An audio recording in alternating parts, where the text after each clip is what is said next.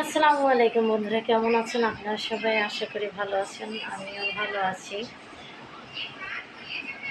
আছি। কিছু কথা বলতে আসলাম। কথাটা হচ্ছে, ভিডিও বানানো বন্ধ করেছি। কেন বন্ধ করেছি সেটা আপনাদের সাথে শেয়ার করব। ভিডিও বানানো বন্ধ করছি এই কারণে, যেখানেই ভিডিও করতে যাই সবাই বলে মেয়ে মানুষ দেখেন আর কিছু করে না, টিকটক করে।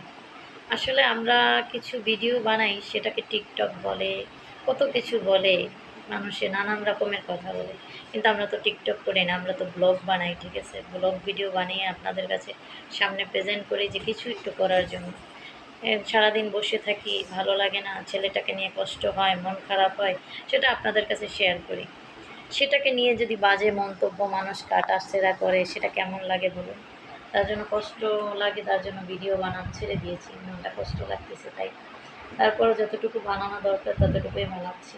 কে কী বললো না বললো, তারপরও সেটা ভেবে ফেলে রেখে এগিয়ে যেতে চাচ্ছি। আপনারা সবাই সাপোর্ট করবেন, পাশে থাকবেন। আল্লাহ হাফেজ।